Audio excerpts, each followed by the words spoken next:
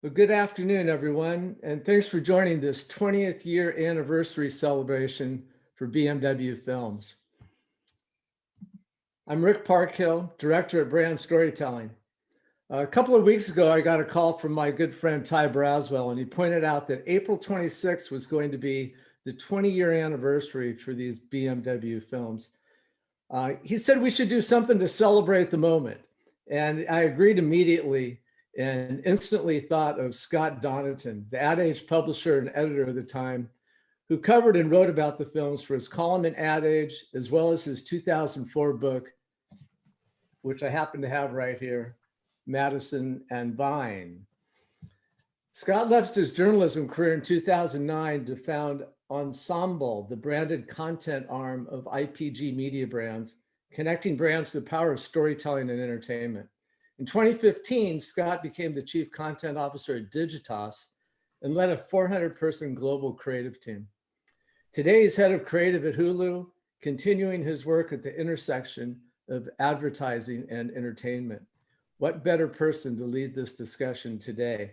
So, ladies and gentlemen, from wherever you sit, please give it up for my good friend, Scott Donaton, to lead this discussion today. Scott, it's all yours. Thank you, Rick, and hi, everybody. Welcome to both our panelists and obviously to all of you in the audience.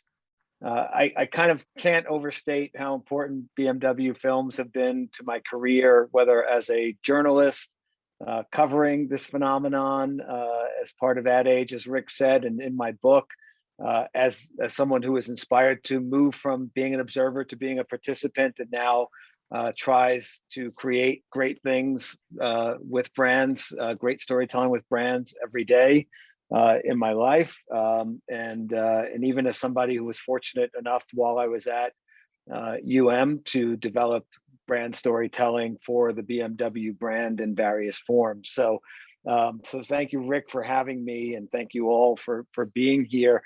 I want to just say, as a little bit of a setup, for those who, I know many of you probably really understand or were touched by these films. I got a lot of notes after posting on my social channels, people noting how important it was to their own careers and how inspiring it was and still is for them. But really, if you go back to this, I just always start with this in my mind. Imagine a car ad where the hero bleeds to death in the back seat. I mean, think about it. Imagine a car ad where anyone bleeds to death in the backseat. Imagine being the ad agency going to your client and telling them that you want to create something for them where somebody bleeds to death in their product. Imagine being the CMO who has to go to your CEO and tell them that you're going to use company money on something like this. Imagine reinventing what advertising and marketing and the relationship between brands and stories and audiences can be. And you begin to get the sense of how impactful BMW Films really was. There's so much to talk about here, how the production budgets and media budgets were set up in a way that flipped the story on its head. The groundbreakingness of ads that audiences had to go seek out on their own and spend time to get, as opposed to being interrupted by the way the industry itself wasn't sure what to make of or do with these BMW films.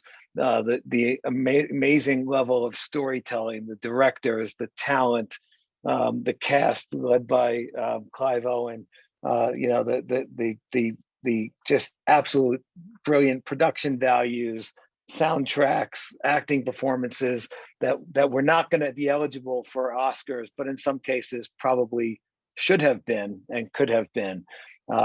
So really, these films have touched culture, touched lives, touched careers, touched the industry in so many ways. And we're delighted to have so many of the people who were involved in their original creation. I'm going to ask them now to start out by introducing themselves and telling us all a little bit about what their role was in the making of this content. And I'll start with Jim McDowell. Jim.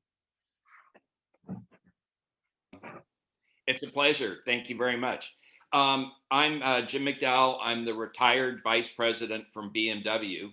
And at the time, I was the vice president of marketing. And it was just a tremendous idea that excited us all, and people believed it. So that was my role.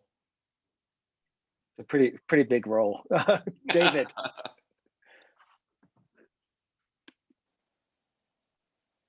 Sorry, did you say me? Did you say David? Yes, I did. I'll be quick. I'm David Carter. I'm one of the co-creators and writers of the films, longtime advertising creative person. Great, welcome. Bruce. Oh, a little slow on the draw. My name is Bruce Bilston, and I was the executive creative director at Fallon when BMW Films came out, and more importantly, the creative director on BMW. So I work closely with Jim and the whole team here. I also had the opportunity with David and with Brian DiLorenzo, who you'll meet in a second here, to do a 15th anniversary film 5 years ago. So we brought back Clive and some amazing actors to work with him for the 15th. And I currently head up all of the creative at Best Buy. Awesome, welcome. Robin.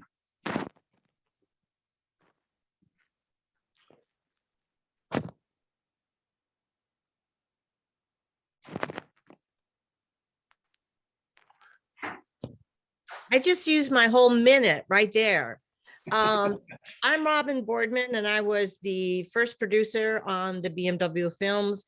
So I got to be involved from its inception to the completion of the first 5 films, which was the first season. And it was an incredible experience, as will hear, and you probably would imagine. To be able to watch from the germ of the idea and see what it became, and the partners that we worked with, both internally at Fallon and our partners, David Fincher and Steve Golan. And I have to say that I think that Jim McDowell is the bravest client ever to give us that much money and have that much faith in us when we didn't really know what we were doing and nobody'd really done it before. I just think that was remarkable. So Jim McDowell, you rock. And that's all I have to say at the moment. Awesome, thank you. Brian. Hey, Brian DiLorenzo, and I was the producer in season 2 following what had been set with Robin and the team in the original, executive producer at Fallon. And we had just started working on some within the agency. We were doing a lot of integrated work, and I think Kevin Flack can speak to that as well. But it was just a very interesting time as we were starting to put together different ways that we were collaborating internally. And this was by far the most audacious, I think, sort of collaboration we had ever seen within the agency itself. In season 2, we went and collaborated after having a great collaboration with Fincher and Golan to RSA, where we had Tony and Ridley Scott, along with Jules Daly, be our EPs. Tony Scott actually shooting one of the films. And currently I have a company called X15, which is all about consulting production and really working sort of like in new models. Awesome, thank you. Kevin, you were set up, so why don't you go next? Sure, happy to. I'm Kevin Flatt, and at the time of the films, I was the executive creative director on the interactive side. It was a whole new and different part of Fallon, and we were always looking for new ways to create ways to interact with our audiences. And I was fortunate enough to work closely with these guys, and I can still vividly remember the early stages of this, where I think a lot of innovation comes from is a certain level of frustration that turned into inspiration, and we ended up going down that road. So in the midst of things, my job was to help not create the films, but create a place for the films to be experienced.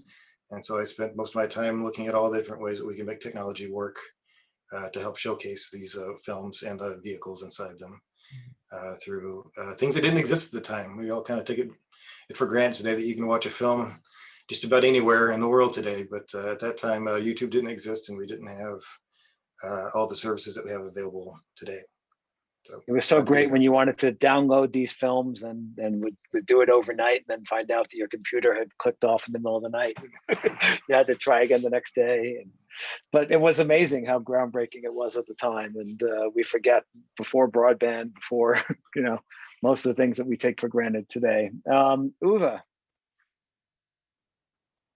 Hey, good afternoon, everybody. Thanks for having me today. So yeah, obviously I was not involved back then, 20 years ago, when BMW Film was launched. Actually, that was when I joined the BMW group 20 years ago to support working on the launch of the Mini brand.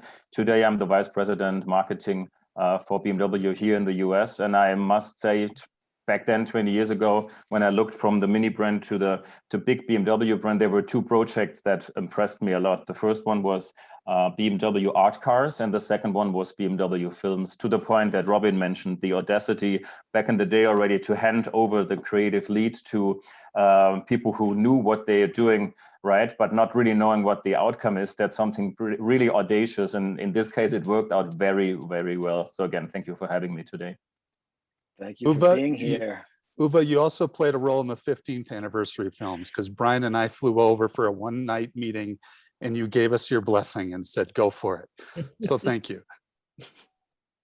Awesome. Thank you all. And actually, we have a special guest, an unannounced guest with us here today, who probably needs no introduction, but if the driver would like to come off video, I believe we have the driver with us.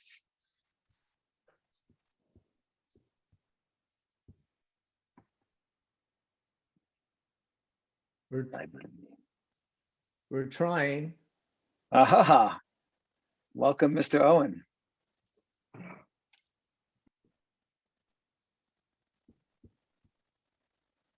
Can you hear me?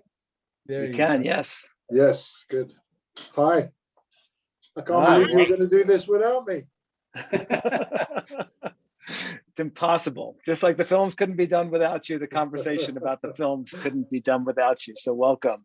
I think we actually, Clive, only have you for a few minutes at the start of this. So I'm going to throw the first question at you, which is, I'd just love to hear, on the one hand, I think, for actors and talent, it's sometimes working with brands can be a tricky thing, and they can have mixed feelings about it. In this case, you were being approached by a brand, but being asked to work with the likes of Tony Scott and Inarritu and Ang Lee, as well as F. Murray Abraham and Ray Liotta and James Brown and Gary Oldman and Madonna and on and on.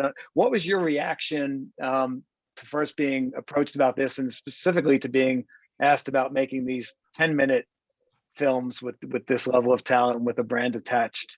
Well, a lot of those people you mentioned, I think, were sort of gathered as the thing sort of, carried on. When I was first approached, it came on the back of a film called Croupier that I did. And Croupier was a small film, but it was a kind of sort of hit little indie film that had sort of opened up a lot of opportunities for me in America in movies. And then this came to me, and it was, at first I didn't quite understand what it was, but my instinct was, is it a good thing to be going into a series of commercials as the first sort of, as things are beginning to open up and I was getting offered a lot of movies, was that a good thing to do? So I was kind of hesitant, and I wasn't sure about the whole thing. And then I kind of stalled for a while, and then it got very late, and then suddenly a script arrived. And it was written by Andrew Kevin Walker, who had, written Seven amongst loads of other films. And John Frankenheimer was directing the first one. I was a huge fan of Manchurian Candidate. He was known as the sort of king of car chases. So I jumped on a plane, and I remember, I think I went straight to a night shoot in LA. And the first thing Frankenheimer did was take me into a trailer and show me footage of people driving in movies, including his own movies, and showed me and said, look, that guy's really good, this guy's really bad. And just showed me the difference and said, you might think that all of this stuff will be just sitting in a car, but I promise you, it's an acting gig. You've got to look, very, very, very present. And, he became a really good friend, Frankenheimer, and that was the beginning of the whole thing, really. Yeah. Yes. I just wanted to say that I was part of the waiting process for Clive, and we were so nervous because it was getting down to, we were getting ready to shoot. It was only a couple of days away, and the deal wasn't done. And we were trying to think of ways to shoot around in case he didn't get there. And you did. You basically took off from London in that morning and went to shoot that night. It was incredible. And I thank you. I'll just quickly add to that. You know, there's a lot of decision and consternation about who was going to play the driver. And we had a long list of names, and it wasn't until Robin took my creative partner and I, Joe Sweet, to see Croupier at the theater in Santa Monica. And we walked out of that theater and we're like, Clive's the guy. He's the man. And I had also seen Second Sight. Do you remember? Oh, yeah, of course. And I fell in love with you in Second Sight before Croupier. So just so you know, I have a long history with you. That's awesome. And I know for Jim McDowell, in my book, when we talked about this, one of the things you said was there was no way we were ever going to touch a script. And how important do you think it was to get the ability of BMW to do what, even to this day, most CMOs wouldn't do, and say, we're not going to touch the integrity of the creative process? How important was that to getting talent like Clive attached? Well, the most important thing from our perspective was that it would be riveting entertainment that people would seek. And we had a long list of things that had to happen in BMW advertisements. And we had to make sure that we didn't apply that list to what was going on in this project. It had to be 180 degrees different than the regular ads we did. Mm. Clive, once you were underway and committed to this project and did the presence of the brand and the fact that knowing this was being done for BMW interfere with the integrity of the filmmaking at all once you were involved in going on that process? No, not really. I mean, I think that was what was so unique about it. I think, and also I don't think you would have got that caliber of director to direct them if they weren't given the freedom to do what they wanted to do. I mean, if there was one slightly tricky thing, that was the only constant really was me. Like, all the films are very, very different, but the guy in the middle, the driver that comes and does his thing, was a constant through. And there was a little sort of, I, along with the guys behind it, had to keep our eye on the consistency of that and not get spun into doing something sort of wildly different that when you look at them together would sort of seem out of context. So, that was the only thing. But in terms of, the freedom, that was what I think is special about it, because you can see that when you watch the films, that it's that those directors enjoying themselves, given the freedom to do what they do. Yeah, I rewatch them every year, and I think Powder Keg is still my favorite, the Inarritu film. But so fantastic. Let me ask you one more thing, which is if you can talk about, for the character of the driver, how does that kind of fit in your career? I know it's kind of funny. Dean Winters once told me that playing Mayhem in the Allstate commercials, which is not even filmmaking in the way that we're talking about, right? It's just commercials. But he told me it ranks right up there with Ryan O'Reilly and Oz for him. How do you think about the driver as a character overall in your career today? And are you surprised that we're still talking about this 20 years in? No, I'm not. No, and I hold it very dear. That's why I'm here today. It's because I had very, very fond memories of the whole process of making it, and I think it was such a sort of bold, innovative idea at the time. As I heard you saying that it was a time where this kind of sort of branding wasn't being done, and I've had hundreds of people come up to me, ever since then, and say to me, oh my God, the BMW films are so cool. And that really translates into the brand, that BMWs are cool, because they will always associate, the BMW films are cool means they have a good feeling about BMW. And at the time when I started, I thought, wow, these are big, lavish productions. How does this work in terms of, what they get out of it? And I see now how many other advertising campaigns are you going to have a 20-year anniversary of? and talk about like this, and they still sort of, you know, have an impact to people of being unique and bold and different. And, you know, as I say, anybody who saw those films and loved those films would think very highly of the brand. Yeah, no, I appreciate that. And I know you're in LA right now shooting, I believe, and taking some time out to. I'm actually in London. Oh, I so got that wrong. It's 8 o'clock at night. I'm going to LA on Wednesday. Yeah. Got it. I'm off by a day, but I think we only had you for a few minutes. So if you can stay, please. If you have to break off, I love that you took the chance and opportunity to join us today. So okay. Thank you. I'll have to shoot. Thank you. Okay. Have a good time, Thanks very much. Thank you, Clive. Thank you. Bye. Cheers.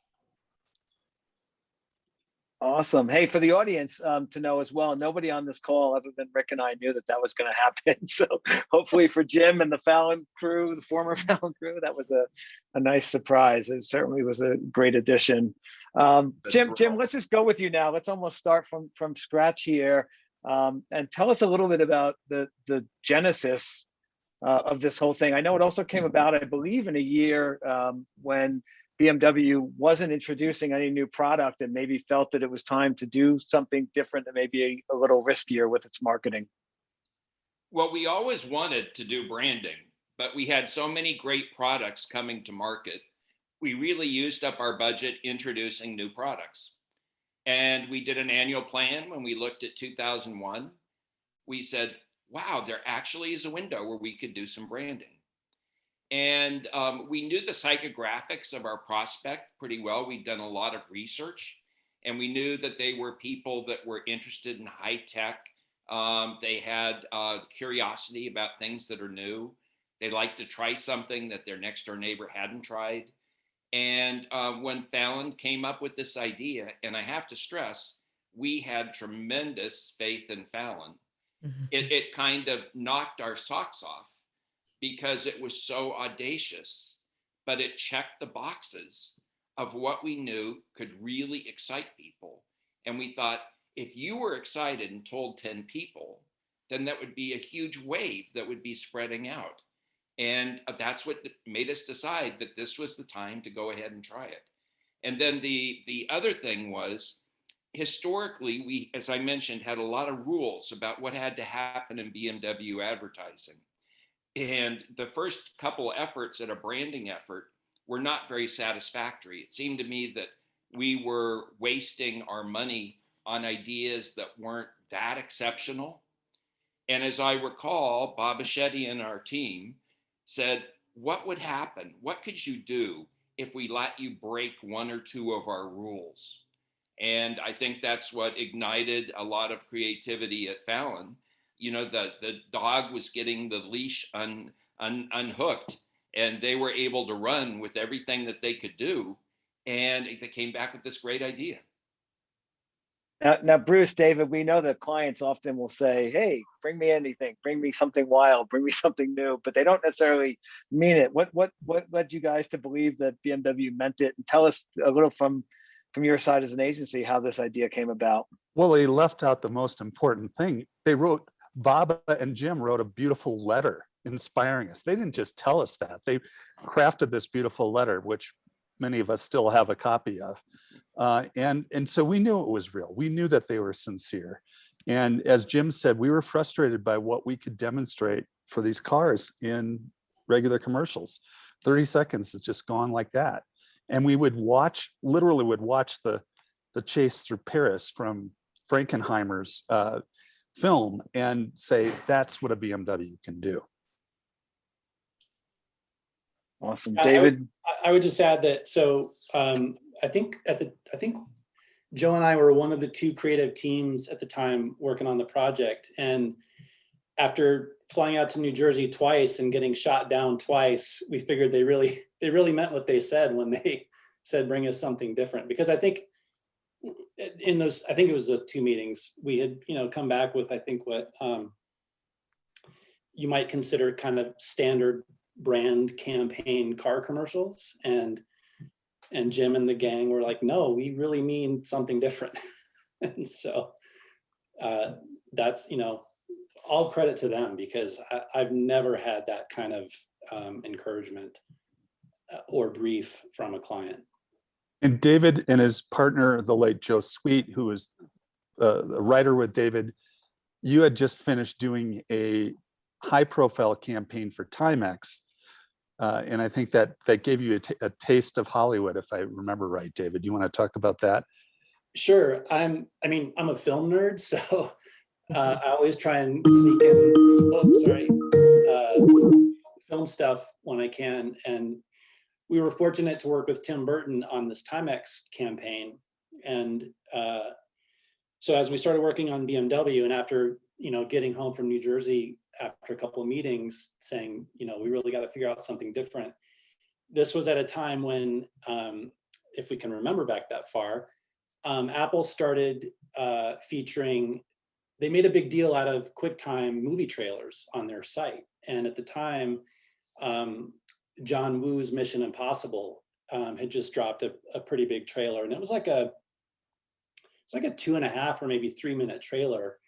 And it was that was sort of the genesis of the idea. It's like, well, if they can do a 2.5 minute, 3 minute trailer online with these crazy motorcycle chases and car chases, maybe we could do something like that for BMW and get around, all the things that you can't do on network TV.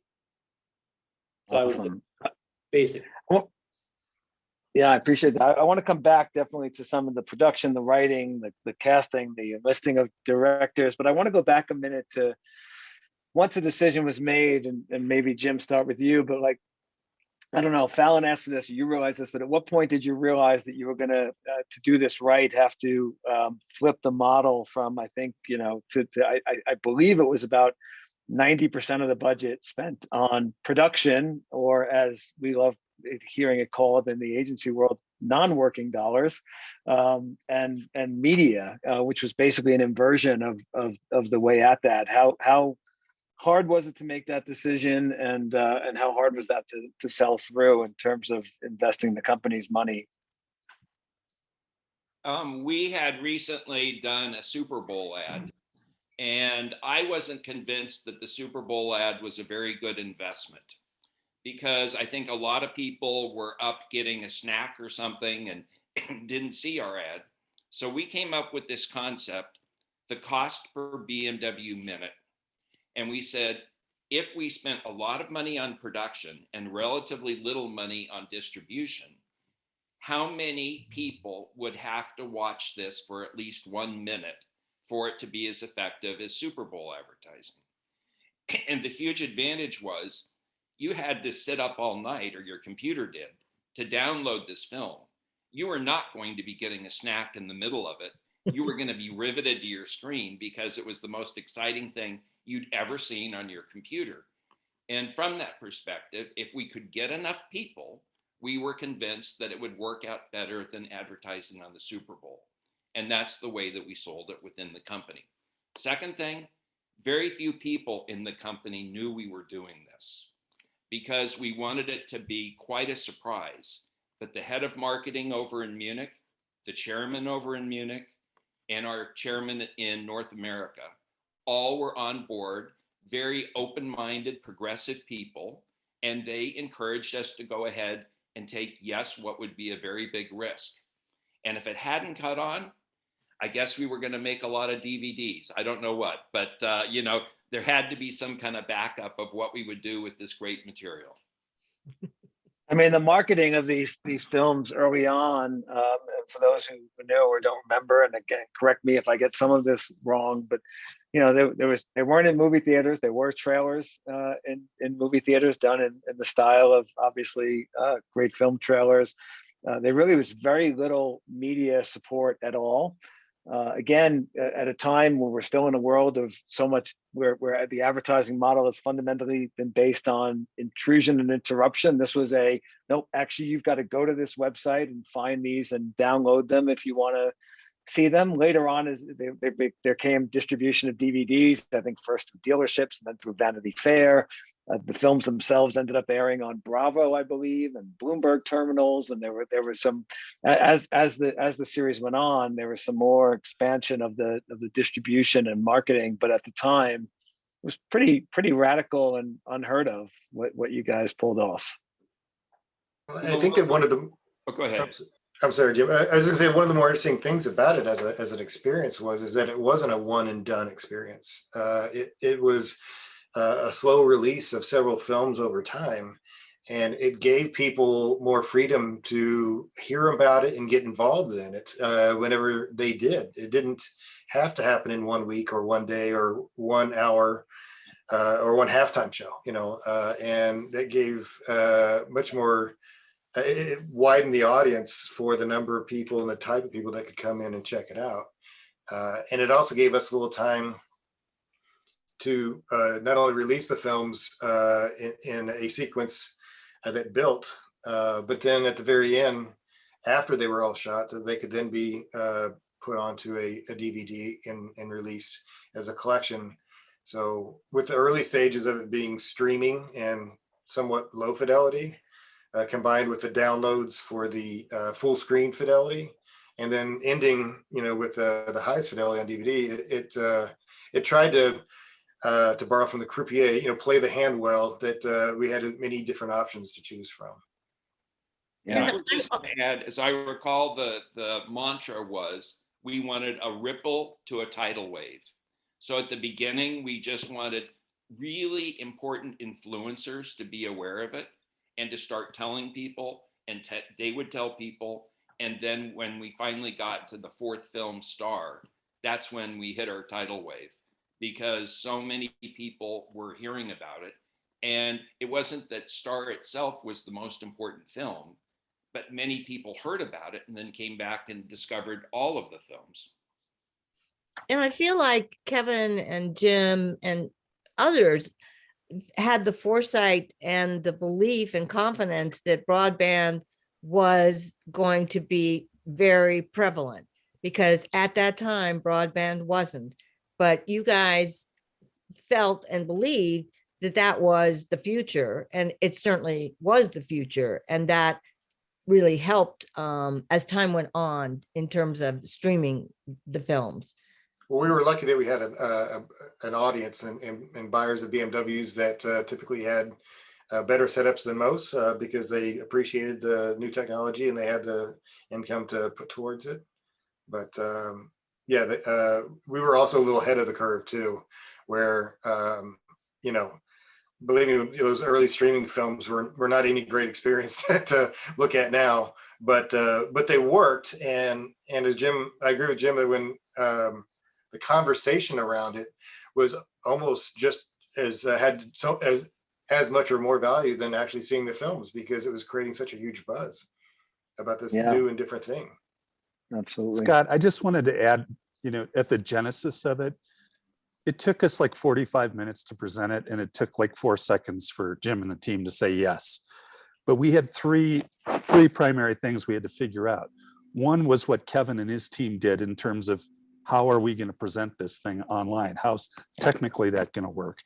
The second was, as Jim mentioned, was the figuring out the brand minute, figuring out the metrics. Will this be a wise investment? And then the third one, that was where Robin and the team had to go figure out, how are we going to pull it off with the kind of stature of the kind of talent that we thought we could get for this? Yeah, I mean, by the way, you're all making it sound way too easy. It could not have been this easy. There could not have been this little fear in the process. There's got to be more friction here than you're letting on, because you really pulled off something that was not being done in the industry at the time. And the bravery involved in it is greater than I think you're all giving it credit for. I had a lot of faith in Kevin and his team. I felt like, you guys have to figure it out. We can do our part. That's the fun part, but you've got to figure out how to distribute this. And I felt like it was nerve-wracking at times. I mean, there were times where I felt like, oh my God, what are we doing? Is this really going to work? and it did.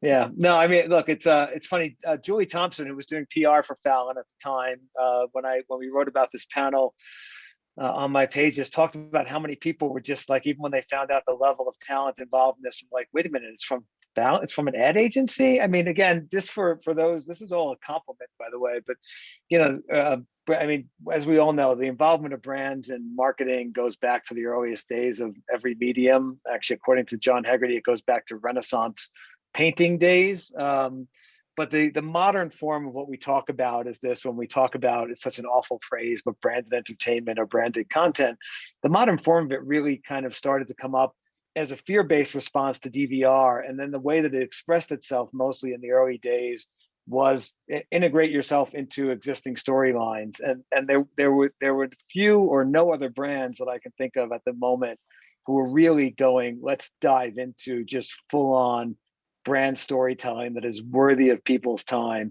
And so, Robin, maybe you're a good one to start with this, but I'd love to hear the process even of enlisting the film directors that you did and getting them to buy into the vision that they could make something that they would obviously want to attach their names and their talents and their time to in terms of storytelling that was funded by a brand.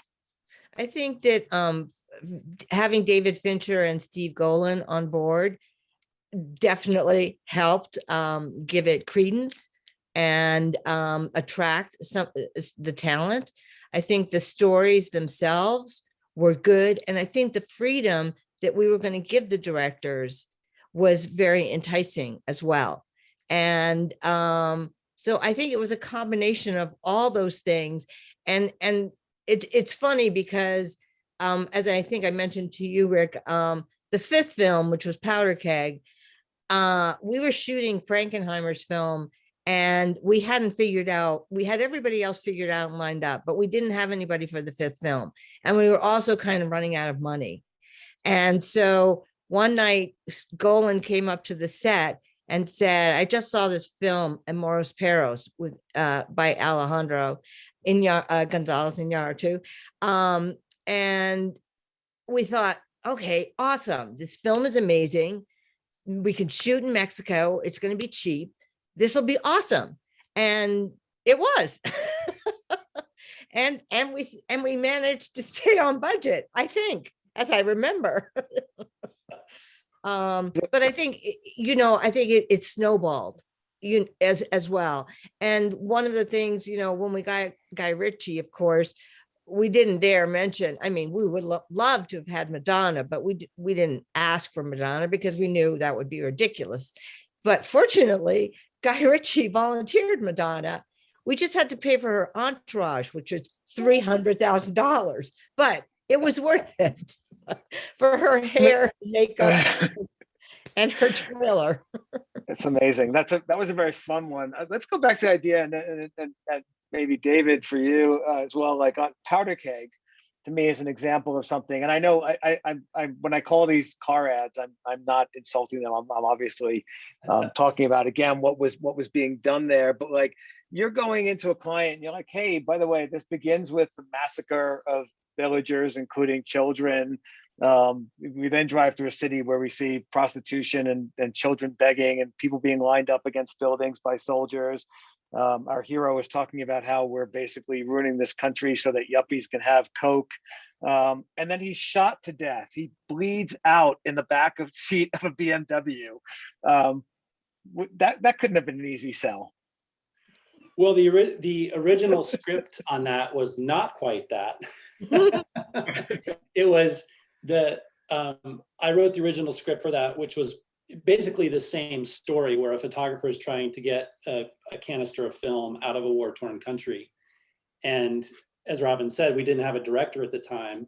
And so we went and saw Amores Perros. Then Golan brought, I think he brought Alejandro to one of the sets one day, didn't he, Robin? I think so. And we chatted, and obviously he's a writer too. And so once he came on board, it became a collaborative writing process with the core idea still there. And then he's such a,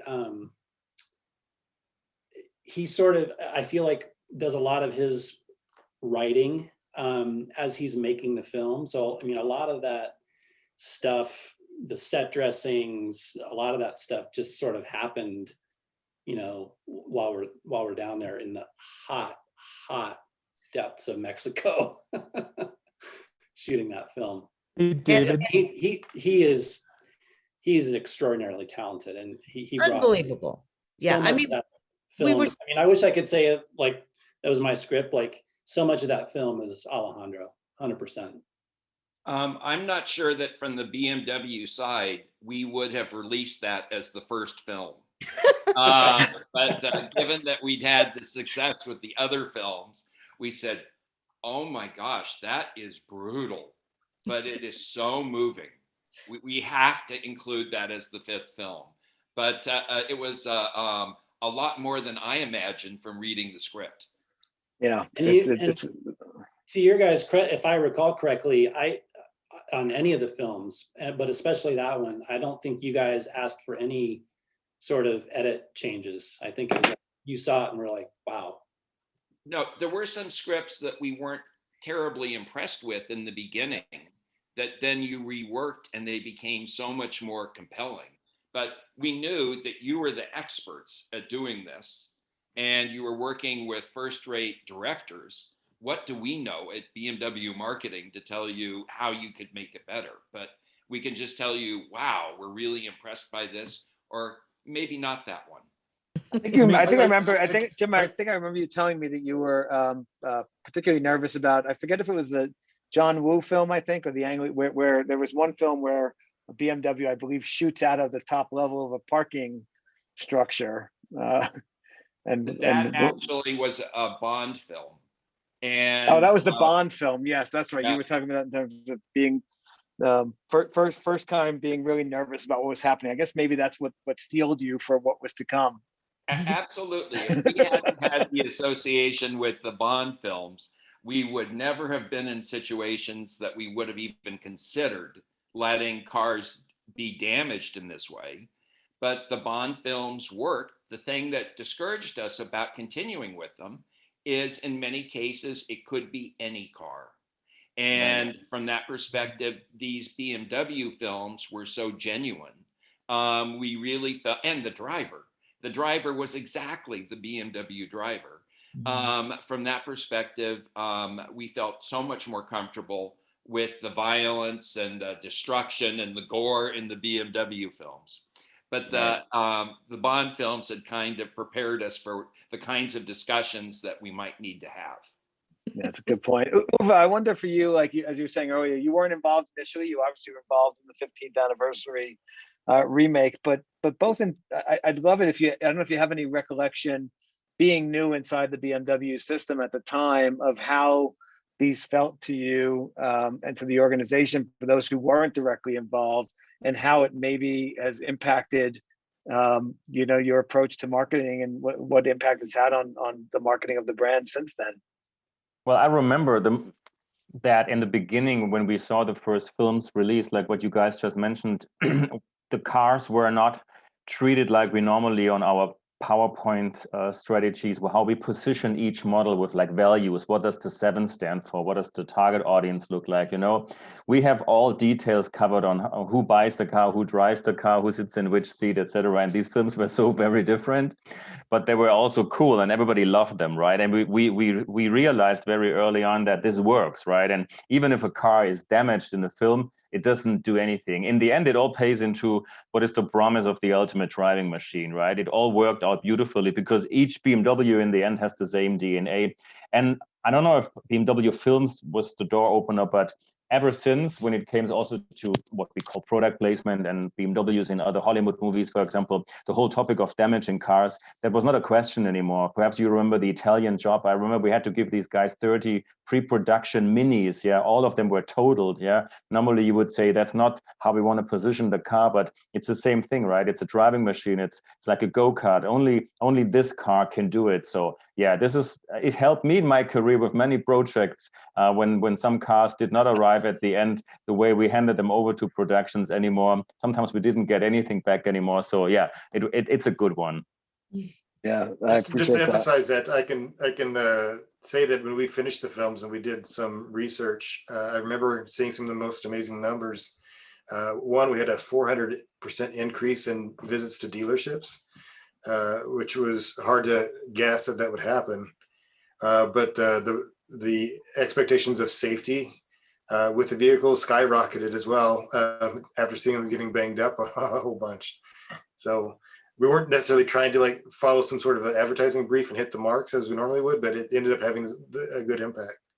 Yeah, I mean, it was kind of amazing. We talk about powder keg, but at the end of the day, and getting the film safely out of the country, certainly impressive, handling and braking and speed and maneuvering of this sport utility vehicle, that was not lost, what was being communicated within this amazing storytelling. Brian, I'd love to hear a little bit about how you approached the second season. And this was really something where these films ended up being as popular, if not more popular, and kind of raised the whole thing. What was I assume the talent negotiations were probably easier as people saw what was out in the world, but how did you kind of keep those fresh and exciting, that second set?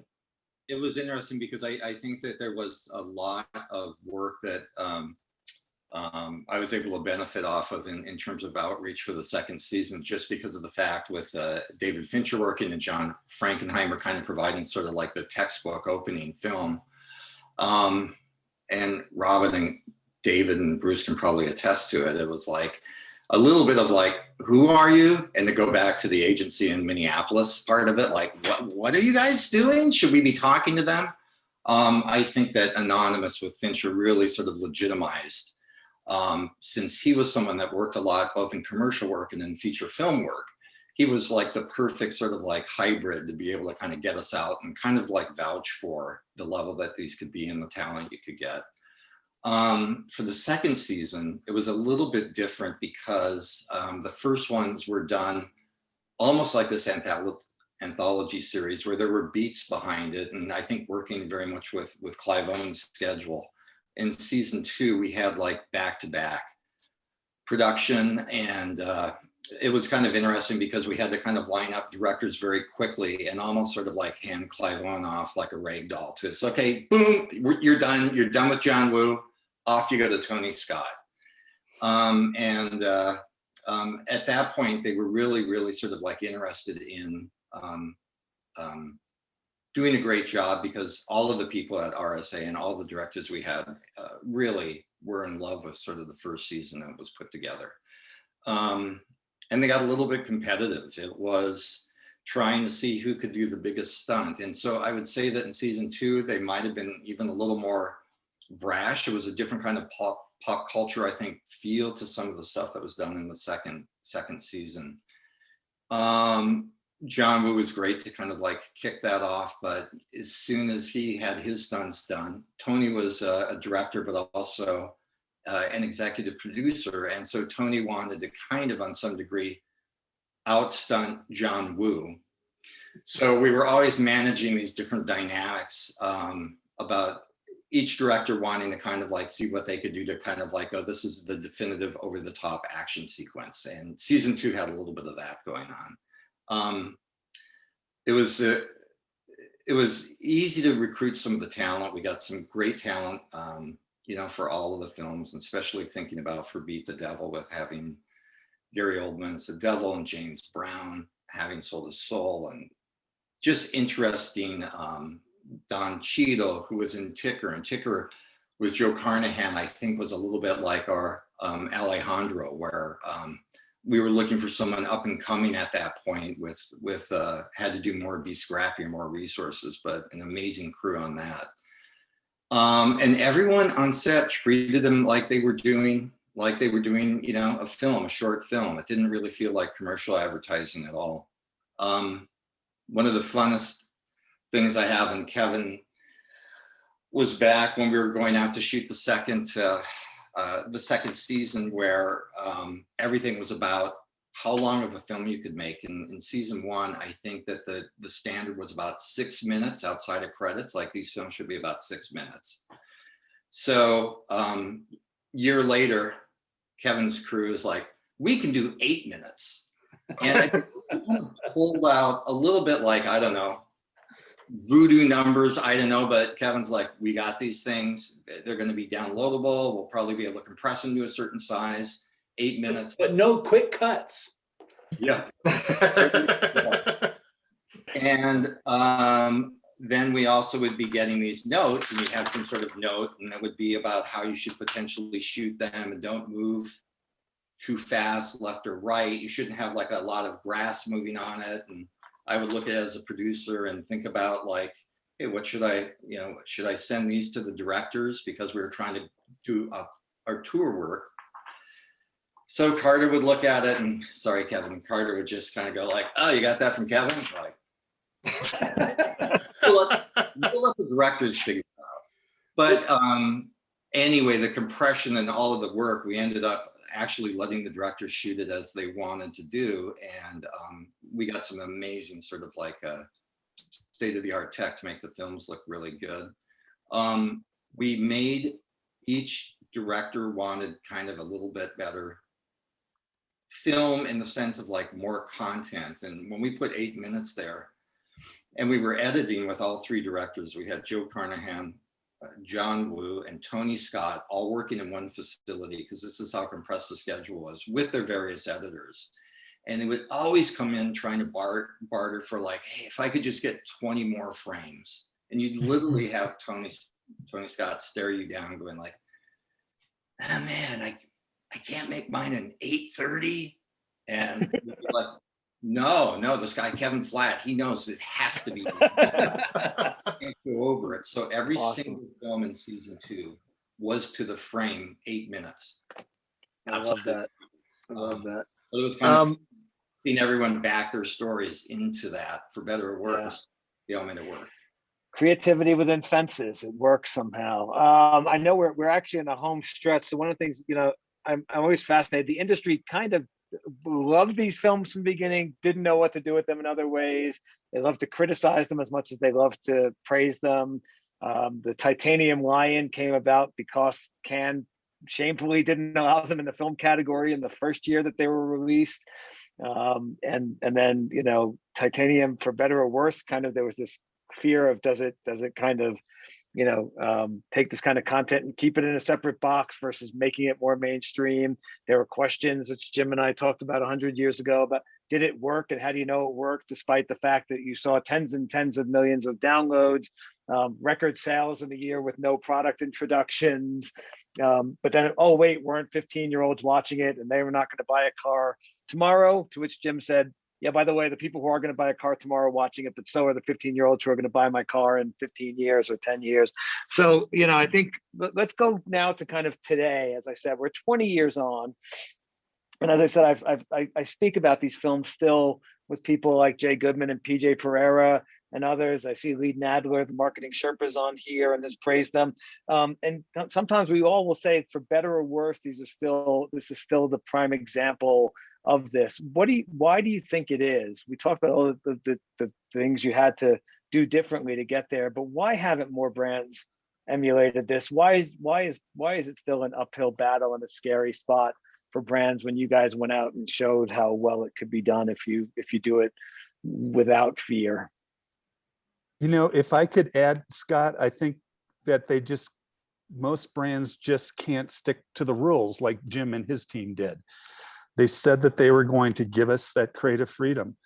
And we kept watching branded film after branded film come out. And it was always felt like, it feels like an ad. They had to, make that product look perfect there. They had to say the name in an unnatural way. And Jim and his team gave us the freedom to make pure entertainment first, where the car was the star. And nobody was able to resist that. Let's make it an ad. Let's say our name again. Let's push it too far. Well, I also would suggest that we, for better or for worse, we're kind of so far ahead of the curve that we benefited from being, the first and probably the most boldest execution that caught people's attention. And so almost everything after that would be, oh yeah, kind of like BMW Films.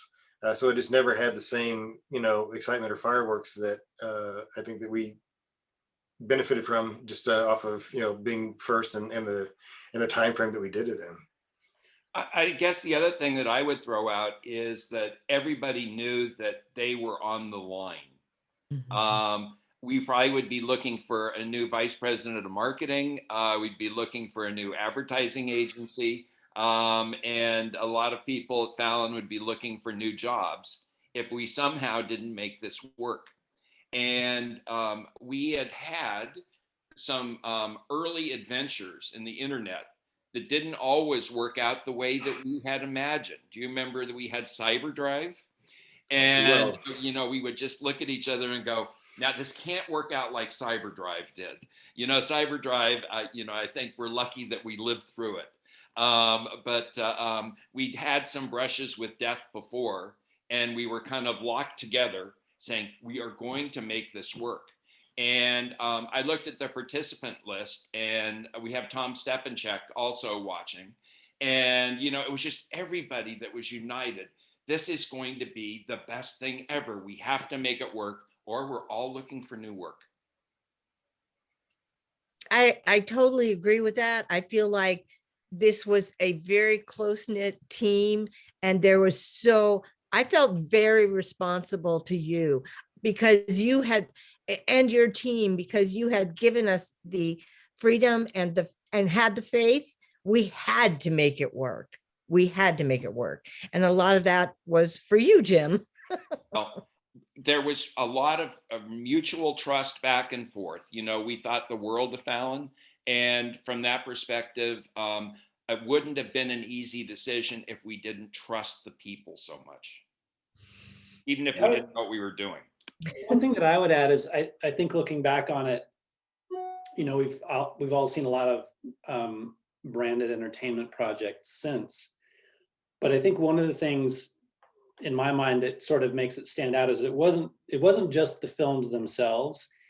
The films were sort of breaking new ground, but we also broke new ground with technology. So it was sort of it was kind of a combination of a few different areas, all pushing new ground that gave it the kind of splash that it did. Because now when you make a branded film, it's like, well, it's a branded film and it lives online like every other branded film. But there were a number, I think, of innovations in the project that really helped it sort of take off. Yeah, it's a good point. I mean, there are obviously, thanks in part to BMW Films, and I know some of the brand storytelling advisors, Brendan Gall at UM has made things like 5B, the J&J AIDS documentary, or Digitas, which made a Woman's Place with KitchenAid about gender inequality in restaurant kitchens. There definitely are brands out there, doing storytelling at the highest level and taking those chances. And I think a lot of that is because of the example set by BMW Films so long ago. So I'm going to throw back to Rick to help wrap us up. But for me, this has been such a pleasure and a delight. So thank you all for being here and being a part of it. Rick. Wow, what a great conversation. What an engaged group you are. This could go on for a long time. Anytime you want to come back and do this again, will we see in another 20 years? Maybe sooner. But congratulations, everybody, to having this be part of your legacy is really quite a thing. We're a bunch of brand storytelling nerds around here. We love this stuff, and hope to have you all back. Thanks again for all your time. Congratulations on all your accomplishments in 20 years of BMW Films. Scott, thanks. You did a great job, and we'll see you again soon, everybody. Thanks for being here. Thank you. Thank you. All right, Thanks for thank you. getting Clive.